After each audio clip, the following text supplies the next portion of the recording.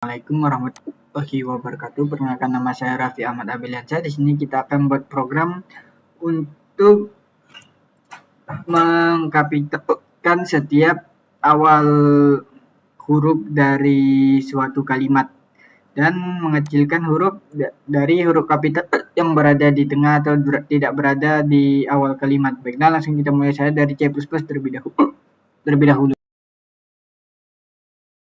Kita mulai dari C++ terlebih dahulu. Pertama ini ada include iStream untuk menggunakan sintaks in, ca, dan nl.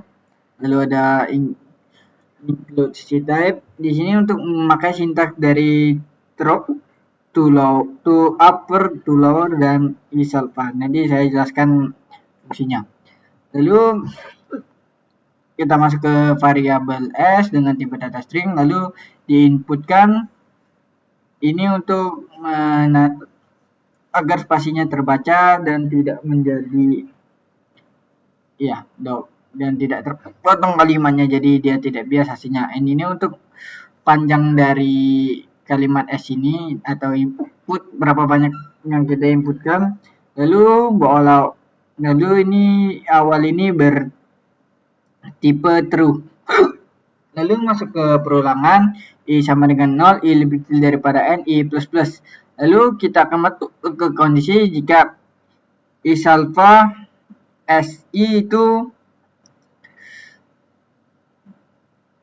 ini berfungsi untuk mengecek apakah input yang kita masukkan itu alfabet atau termasuk huruf atau simbol. Lalu setelah dari situ kita akan langsung masuk ke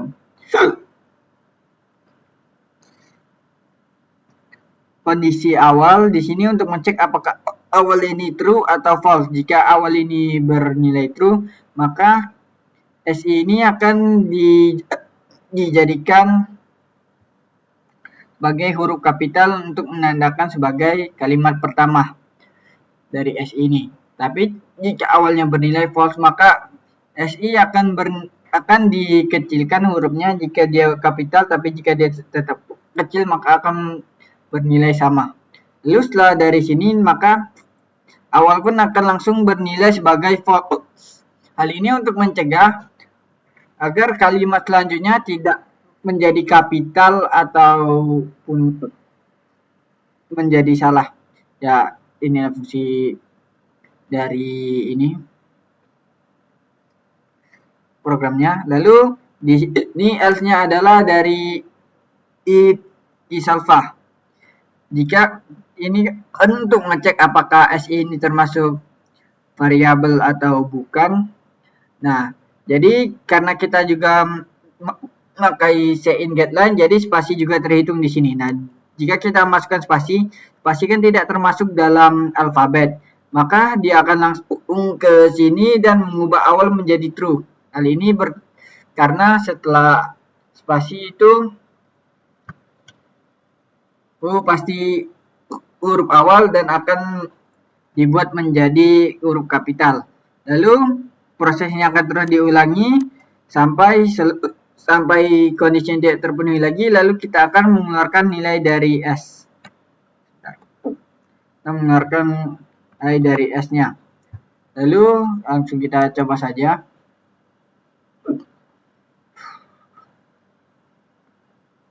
Kita masukkan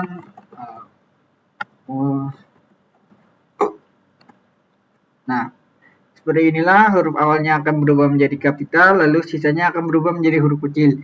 Jika ada spasi maka dia akan menjadi kapital, lalu sisanya akan menjadi huruf kecil. Baiklah, langsung kita lanjutkan saja ke pseudocode atau Pascal.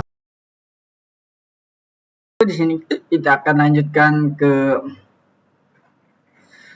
pseudocode atau Pascalnya. Di sini kita inisiasikan terlebih dahulu semuanya, s ini sebagai string, in sebagai integer, dan a sebagai boolean.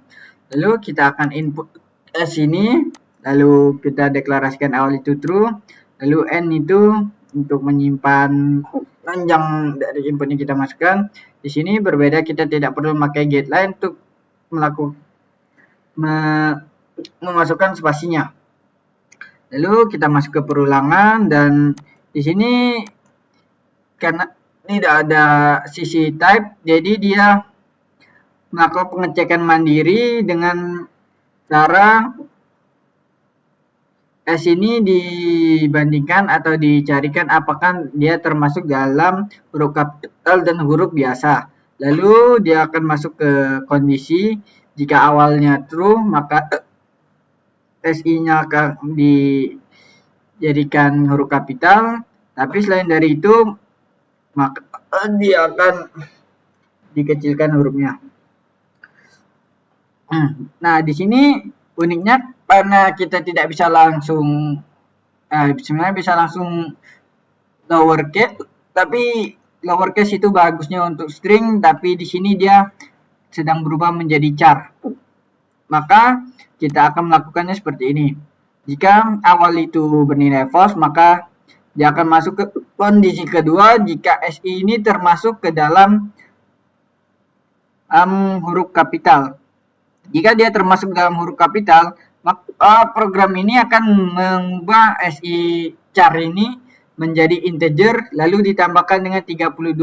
Karena sesuai dengan ASCII char, jika huruf kapital itu lebih dulu nilainya daripada nilai dari huruf kecil. Jadi ditambahkan 32 karena alfabet kita berjumlah 32 agar nilai yang awalnya kapital itu berubah menjadi nilai huruf kecil dengan huruf yang sama atau sejenis, lalu diubah lagi menjadi char.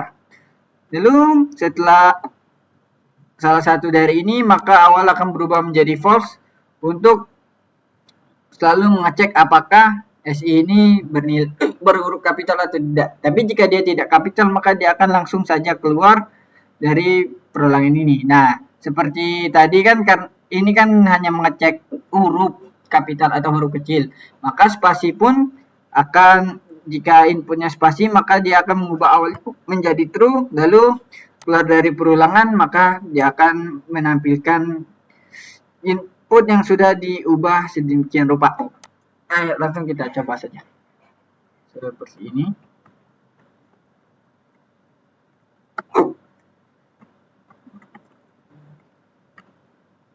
Nah, lihat. Baiklah, langsung kita mulai saja. Langsung kita lanjutkan ke flowchart. Di sini kita akan langsung mulai untuk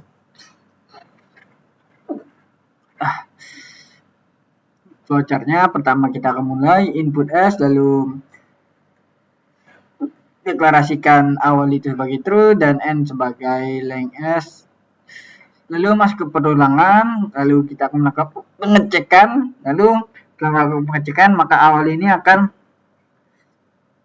dicek apakah dia bernilai true atau false. Jika true maka dia akan ke sini, jika false maka akan ke sini. Jika true maka hurufnya akan dikapitalkan, jika false maka hurufnya akan dikecilkan atau akan tetap kecil.